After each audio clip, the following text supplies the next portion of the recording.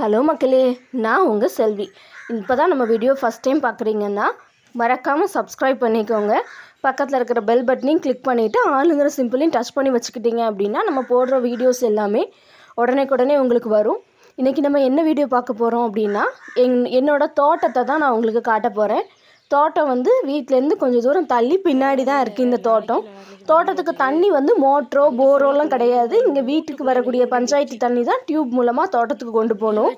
இப்படி தான் இருக்கும் எங்கள் தோட்டம். எல்லாமே கொஞ்சம் பூமரம், காய், பூச்செடி, காய் அந்த மாதிரி தான். வாழை கொலை தள்ளியிருந்ததுனால அந்த வாழை பூவை வந்து நம்ம வீட்டுக்கு யூஸ்க்கு எடுத்துக்கிடலாம். வெளியில் தள்ளியிருந்ததுனால ஆடு கடிச்சிரும். ஆடு கடிக்கிறது விஷயம் இல்லை, மரத்தோட சாய்ச்சி வெளியே எடுத்துரும். அப்படிங்கிறதுனால இன்றைக்கி அதை வெட்டி எடுத்துட்டோம். வாழைப்பூவை தான் இந்த களைக்கம்பு வச்சு வெட்டி எடுத்துகிட்ருக்கு.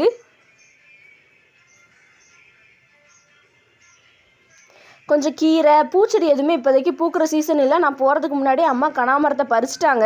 ஏன்னா அம்மா தான் தோட்டத்துக்கு எப்போவுமே தண்ணி போடுவாங்க. நான் வீட்டில் இருக்கிற வேலையெல்லாம் பார்த்துட்டு வேலைக்கிழமை போகிறதுக்கு எனக்கு டைம் கரெக்டாக இருக்கும். அம்மா தான் டெய்லி தோட்டத்துக்கு தண்ணி போடுறது, தோட்டம் க்ளீன் பண்ணுறது, அது எல்லாமே அம்மா தான் பண்ணுவாங்க. ஒரு 4லேருந்து 5 கொலை போல் வாழை வந்து கொலை தள்ளியிருக்கு. ஆனால் வந்துட்டு நம்ம ஊரில் இருந்து வெளியில் கொண்டு போய் விற்கிறப்போ அதுக்கு வந்து ஒரு வாழை தோட்டம் இல்லைன்னா வயக்காட்டில் வாழை போட்டிருக்கிறவங்களுக்கு தான் அது நல்ல சேல்ஸ் ஆகும். நமக்கு வந்து அந்தளவுக்கு சேல்ஸ் எல்லாம் ஆகாது. வீட்டுக்கு எடுக்கிறத எடுப்போம், மீதி ரிலேட்டிவ்ஸ்க்கு, தெரிஞ்சவங்களுக்கு அந்த மாதிரி தான் நம்ம கொடுக்குறது. பழம் ஒன்று வாயை விட பெரிய சைஸாக இருக்கும். ஒரு காய்கறிக்காரர் எங்கள் ஊருக்குள்ளே வருவார். அவர் வந்து பொங்கல் மட்டும் 2 வருஷமாக ஒவ்வொரு கொலை எடுத்துப்பார். நம்ம வேண்டாம், இல்லை எடுக்க முடியாதுன்னு சொன்னால் கூட வேணும், அந்த பழம் வேணும், எல்லோரும் அந்த பழத்தை தான் கேட்காங்க அப்படின்ட்டு பொங்கல் சீசனில் மட்டும் போன வருஷம் பொங்கலுக்கு 1 கொலை வெட்டணும். இந்த வருஷம் பொங்கலுக்கு 2 கொலை இருந்தது. சம்திங் அமௌண்ட் கொடுத்து அவர் எடுத்துகிட்டு போனாருன்னு நினைக்கிறேன். எவ்வளோ அமௌண்ட் கொடுத்தாங்க ஞாபகம் இல்லை எனக்கு. எலுமிச்சம்பழமும் நம்ம வீட்டில் வந்துட்டு குட்டி குட்டியாக இருக்காது, நல்ல பெரிய பெரிய எலுமிச்சம்பழமாக இருக்கும். நிறைய எலுமிச்சம்பழம் வந்து காற்றுக்கு உதிர்ந்து போயிட்டு இப்போவே பார்க்குறதுக்கு நிறைய இருந்த மாதிரி தான் இருக்குது.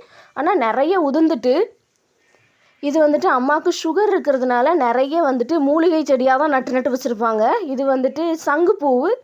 நான் போகிறதுக்குள்ளாடி அவங்க பூவெல்லாம் பறிச்சிட்டதுனால காட்ட முடியல. இன்னொரு நாள் பூ பூத்துருக்கிறப்போ காட்டுறேன். இது வந்து மணத்தக்காளியில் உள்ளது. நேற்று தான் கீரை பொரியலுக்கு ஆஞ்சிட்டு விட்டுட்டு வந்திருக்காங்க. இது வந்து பொன்னாங்கண்ணி, நாட்டு பொன்னாங்கண்ணி. 2 டைப் பொன்னாங்கண்ணி இருக்கு இல்லையா. ஒன்று வந்து ரயில் பொன்னாங்கண்ணி சொல்லுவாங்க, இன்னொன்று வந்து நாட்டு பொன்னாங்கண்ணி. இது நாட்டு பொன்னாங்கண்ணி. வெத்தலை வந்து ரொம்ப படர்ந்துடும். கெட்டிலாம் வச்சுருந்தோம், விழுந்துருச்சு கீழே. இந்த இடத்துல ஒரு மாதுளங்கன்று நட்டு வச்சுருந்தேன் ஆசைக்காக. மாதுளங்கன்று நிற்கலை. அது இதுக்கிடையில் அங்கங்கே நிறைய செடி முளைச்சி நிற்கிது. என்னன்னே தெரியல. அதான் கூகுளில் தான் அந்த ஃபோட்டோவை காமிச்சு அது என்னங்கிறத கண்டுபிடிக்கணும் அப்படின்னு பிளான் பண்ணியிருக்கேன்.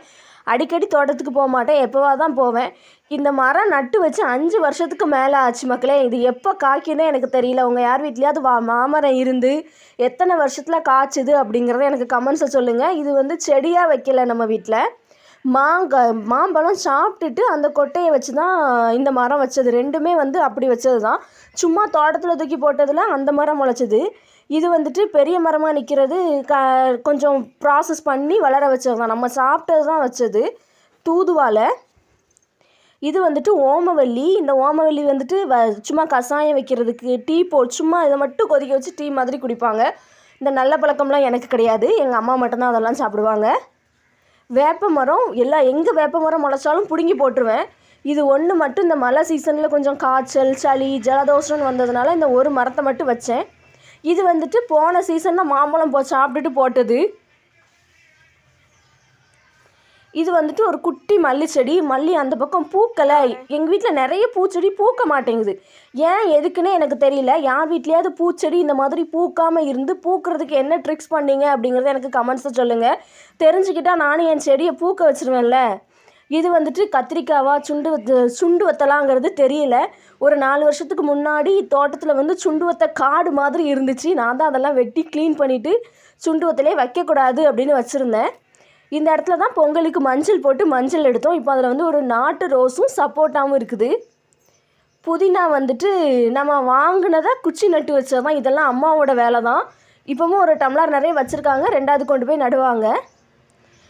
கனகாமரம் இருக்கிற பூச்செடியில் கனகாமரம் மட்டும்தான் பூக்குது. இருவாச்சி இருக்குது, பிச்சி இருக்குது, மல்லி இருக்குது, எதுவுமே பூக்காது. அப்படியே கொலை மாதிரி நிற்குது. அதை பூக்கிறதுக்கு ஏதாவது ட்ரிக்ஸ் இருந்தால் சொல்லுங்கள் எனக்கு.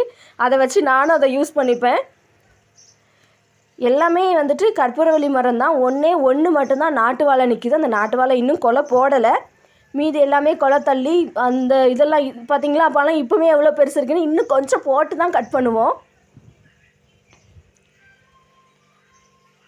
தேங்க்யூ மக்களே. நம்ம சேனலை இது வரைக்கும் எல்லோரும் பார்க்குறவங்க எல்லாருக்கும் தேங்க்ஸ். மறக்காமல் சப்ஸ்கிரைப் பண்ணி, லைக் பண்ணி, கமெண்ட் பண்ணி, ஷேர் பண்ணுங்கள். பெல் பட்டனையும் கிளிக் பண்ணிக்கோங்க.